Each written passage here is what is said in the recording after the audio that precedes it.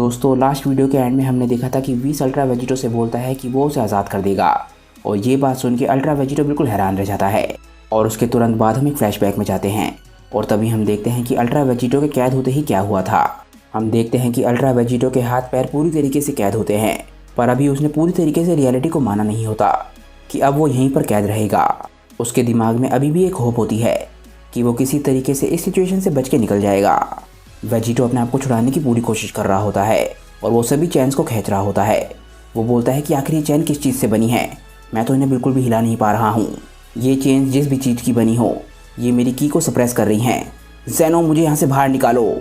इसी तरीके से कुछ समय बीत जाता है और आखिरकार वेजिटो को अपनी रियलिटी समझ आने लग जाती है। उसकी आंख में आंसू होते हैं। उसे आखिरकार समझ आने लग जाता है कि वो यहाँ पर कितना मर्जी चिल्ला ले, उसकी चीख पुकार अब किसी तक नहीं पहुँचने वाली। वेजिटो बोलता है कि लगता है इस सब का कोई भी फ़ायदा नहीं है, ये कोई परियों की कहानी नहीं है, ना ही कोई सपना है, अब यही मेरी ज़िंदगी है। बीरस अब सच में इस दुनिया से जा चुका है और मैं उसे मारने की पनिशमेंट भुगत रहा हूँ। मैं बस किसी तरीके से मरना चाहता हूँ, पर इन चेन्स में जो कुछ भी है ये मुझे मरने भी नहीं दे रहा है। मुझे कुछ भी खाए पिए कई हफ्ते बीत चुके हैं, पर फिर भी मुझे कुछ भी भूख प्यास नहीं लग रही है। मुझे लग रहा है कि ये उसी मैजिक की वजह से हो रहा है जिसकी वजह से मैं अभी तक फ्यूज्ड हूँ। अपनी रियलिटी को समझते हुए वेजिटो अपनी आंखों को बंद करता है, पर अभी ये क्लियर नहीं होता कि वो सो रहा है या फिर मेडिटेशन कर रहा है। वेजिटो कुछ ऐसा करने वाला है जो कि पिक्लो और गोकू बहुत ही लंबे समय से करते आ रहे हैं। गोकू और पिक्लो ये ट्रेनिंग इसलिए करते आ रहे हैं ताकि वो दुनिया में सबसे ज़्यादा ताकतवर बन सकें। वेजिटो अपने मन में बोलता है कि लगता है अगले कुछ समय तक तो मैं यहाँ से कहीं भी नहीं जा रहा हूँ, तो बेहतर यही रहेगा कि मैं कुछ ट्रेनिंग कर लूँ। मुझे इस समय का फ़ायदा उठाना चाहिए क्योंकि इस समय बुल्मा या चीची ये दोनों ही मुझे परेशान नहीं कर रही हैं। पर आखिर वेजिटो इन हालात में किस तरीके की ट्रेनिंग कर सकता है। इसके बाद हम वेजिटो की कॉन्शियस के अंदर झांकते हैं और वहाँ पर हम दो ऐसे लोगों को देखते हैं जिन्हें हमने पहले भी कई बार देखा है। वहाँ पर जो शख्स खड़ा हुआ होता है वो बोलता है कि मुझे विश्वास नहीं होता कि हमारे साथ ये सब कुछ हो रहा है। मुझे लगता है कि यहाँ से निकलने का कोई ना कोई रास्ता तो होना चाहिए। जोकर, क्या तुम्हारे पास किसी तरीके का आइडिया है? वहाँ पर जो शख्स बैठा हुआ होता है जो कि क्लियरली गोकू है, वो बोलता है कि वेजिटा, मुझे सच में नहीं पता, क्योंकि मुझे सच में नहीं लग रहा था कि ज़ेन चान मेरे साथ कुछ ऐसा करेंगे। मुझे तो सच में लगा था कि हम लोग दोस्त हैं। वेजिटा बोलता है कि तुम बेवकूफ़ हो।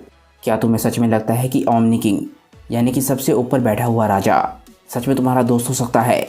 आखिर तुम ये सोच भी कैसे सकते हो कि वो हमें माफ़ कर देगा? याद करो, जब तुमने पिछली बारी उन्हें बुलाया था तो उन्होंने मेरे बेटे का पूरा यूनिवर्स ही इरेज कर दिया था। मुझे तो इस वक्त ये लग रहा है कि इस वक्त हम जिंदा हैं, यही बहुत बड़ी बात है। पर सच बताऊं तो मैं मरना पसंद करता। मैं यहाँ तुम्हारे साथ इतने लंबे समय तक कैद नहीं रहना चाहता। मुझे सच में ऐसा लग रहा है कि मेरा सबसे बुरा सपना सच हो गया है और ये सब कुछ तुम्हारी वजह से हुआ है।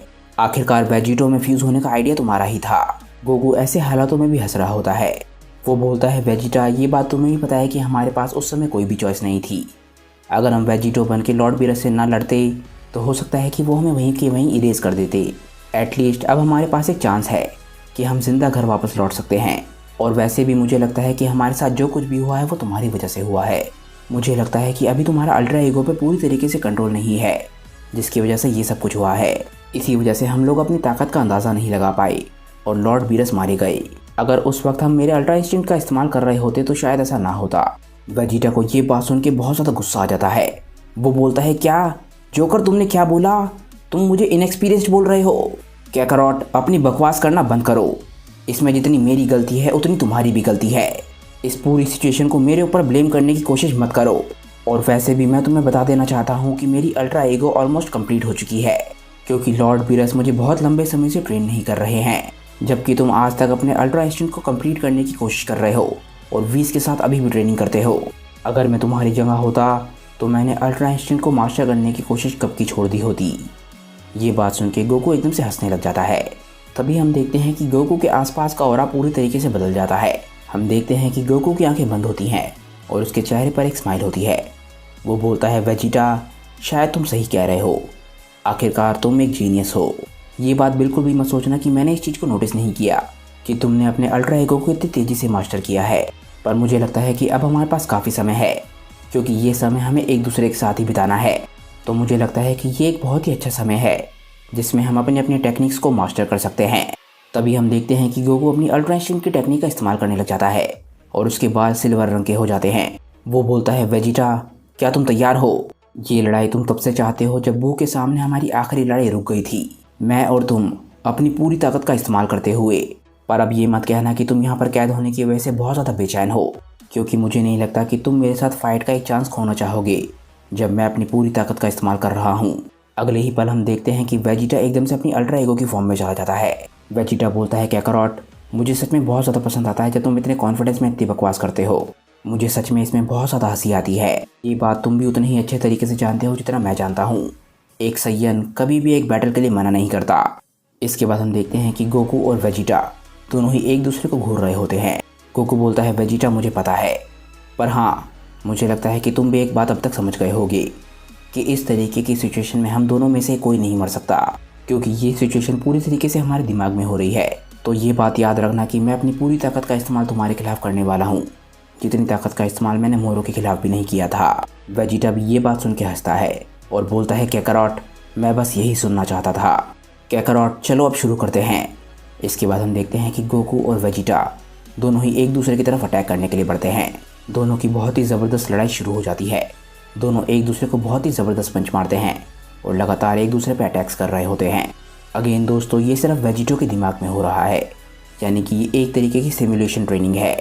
और इसके बाद हम गोकू और वेजिटा दोनों को ही अपने सबसे ताकतवर अटैक यूज़ करते हुए देखते हैं, यानी कि वेजिटा का अल्ट्रा गैलिक गन और गोकू का कामेहामेहा। गोकू और वेजिटा अपनी पूरी ताकत का इस्तेमाल कर रहे हैं और इस वक्त उन दोनों को किसी प्लेनेट या फिर किसी भी क्रीचर की चिंता करने की ज़रूरत नहीं है। इसी वजह से वो अपनी पूरी ताकत का इस्तेमाल करते हुए लड़ रहे हैं, ताकि वो लोग पता लगा सके कि उन दोनों में सबसे ज़्यादा ताकतवर कौन है। पर ऑब्वियसली ये क्वेश्चन कभी और के लिए है। इसी तरीके से समय बीतता जाता है। इस पूरे समय में हम देखते हैं कि वेजिटो के चेहरे पर एक स्माइल होती है, क्योंकि गोकू और वेजिटा जो ट्रेनिंग कर रहे हैं उसकी वजह से अल्ट्रा वेजिटो की ताकत बढ़ रही है, क्योंकि अल्ट्रा वेजिटो दोनों की कॉन्शियस से जुड़ के बना है। और जितने ताकतवर गोकू और वेजिटा होंगे उतना ही ज़्यादा ताकतवर अल्ट्रा वेजिटो होगा। हम देखते हैं कि जैसे जैसे समय बढ़ रहा होता है वेजिटो के चारों तरफ इलेक्ट्रिसिटी होती है, जबकि ये चेन्स पूरी तरीके से वेजिटो की की को सप्रेस किए हुए हैं।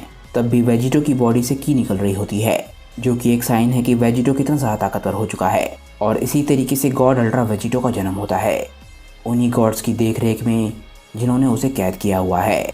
पर आखिरकार वेजिटो एक मॉडल है जिसकी स्पिरिट को तोड़ा जा सकता है, और आखिरकार गॉड्स ने उसकी स्पिरिट को तोड़ दिया था। तभी वीस वहाँ पर आता है और वेजिटो को बताता है कि वो उसे आज़ाद करने के लिए यहाँ पर आया है। वेजिटो जैसे ही ये बात सुनता है कि वीस उसे यहाँ पर आज़ाद करने आया है, वो एकदम से चौंक जाता है। वो बोलता है क्या वीस, क्या मैंने सही सुना? तुम मुझे यहाँ पर आज़ाद करने आए हो? पर कैसे? आखिर तुम ऐसा कैसे करोगे, और वो भी अब क्यों, इतना समय बीत जाने के बाद? इसके बाद वीस वेजिटो को सिचुएशन समझाने की कोशिश करता है। वो बोलता है वेजिटो, मैं तुम्हें और ज़्यादा लंबे समय तक कैद नहीं रखना चाहता, और मैं ये भी जानता हूँ कि तुम्हें एक एक्सप्लेनेशन की ज़रूरत है। तो वेजिटो सान, मैं तुम्हें पूरी सच्चाई बताता हूँ। मुझे लगता है कि एंजल के तौर पे मेरा समय आखिरकार ख़त्म हो चुका है। अब जब यूनिवर्स 7 में एक नई गॉड ऑफ डिस्ट्रक्शन को अपॉइंट कर दिया गया है तो मेरी ताकतें वापस आ चुकी हैं। पर मुझे तुम्हें एक बात बताते हुए बहुत ज़्यादा दुख हो रहा है कि लॉर्ड बीरस की डेथ के बाद सभी के सभी गॉड्स काफ़ी ज़्यादा बदल चुके हैं, और ये बदलाव अच्छे के लिए नहीं है। मैं तुम्हें ये तो नहीं बता सकता कि पिछले 10 साल में क्या हुआ, पर सभी गॉड ऑफ डिस्ट्रक्शन जिस तरीके से इस वक्त बिहेव कर रहे हैं, मैंने उन्हें कभी इस तरीके से बिहेव करते नहीं देखा। वो छोड़ो, मैंने उन्हें कभी इस तरीके से सोचते हुए भी नहीं देखा। जब से उन्होंने तुम्हें हराया है तब से वो बहुत ज़्यादा घमंडी हो चुके हैं, जो कि किसी भी तरीके से गॉड्स वाला बिहेवियर नहीं है।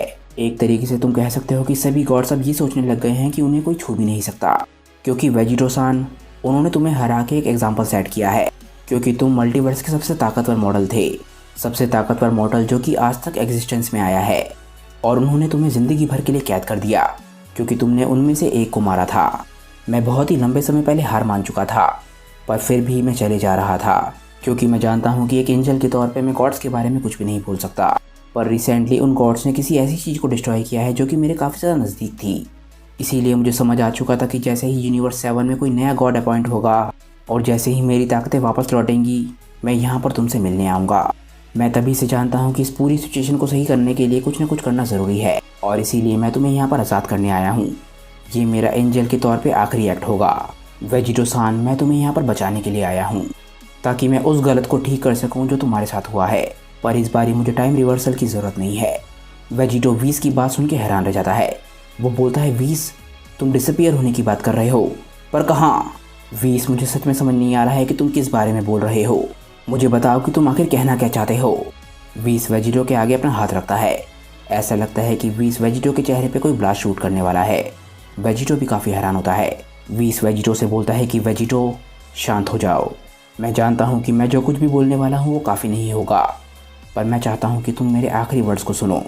मैं तुमसे माफ़ी मांगना चाहूँगा कि तुम्हारे साथ जो कुछ भी हुआ है या जो कुछ भी हो रहा है। मैं माफ़ी चाहूँगा कि मेरे फादर और ज़ैनो ने तुम्हारे साथ जो कुछ भी किया है या जो कुछ भी तुम्हारे साथ गॉड्स की वजह से हुआ है। तुम्हारे जैसे महान हीरो के साथ ऐसा कुछ होना बहुत गलत था और ये बात सब जानते हैं। पर मैं सिर्फ एक एंजल हूँ और मैं अपने सुपीरियर्स के खिलाफ नहीं जा सकता, क्योंकि अगर मैं ऐसा करूँगा तो मैं कम्प्लीटली इरेज हो सकता हूँ। पर मैं यूनिवर्स 7 को एक मिलेनिया से देख रहा हूँ और मैं जानता हूँ कि उसके लिए सबसे बेस्ट क्या है। यूनिवर्स 7 में ऐसा कोई भी नहीं है जो यूनिवर्स 7 को मेरे से ज़्यादा बेहतर तरीके से जानता हो। इस बारी मैं ऑर्डर्स फॉलो करने के बजाय वो करूँगा जो मेरे हिसाब से सही है। मेरे दोस्त, समय आ गया है कि इस बारी मैं तुमसे गुड बाय करूँ। तभी एकदम से वीस को स्पेल पड़ता है और बोलता है रिलीज़। जैसे ही वीस रिलीज़ बोलता है, हम देखते हैं कि वेजिटो की सारी चेन्स टूट जाती हैं और एकदम से वो आखिरकार आज़ाद हो जाता है। वेजिटो आखिरकार आज़ाद हो चुका है। वो बोलता है क्या मैं आज़ाद हो गया?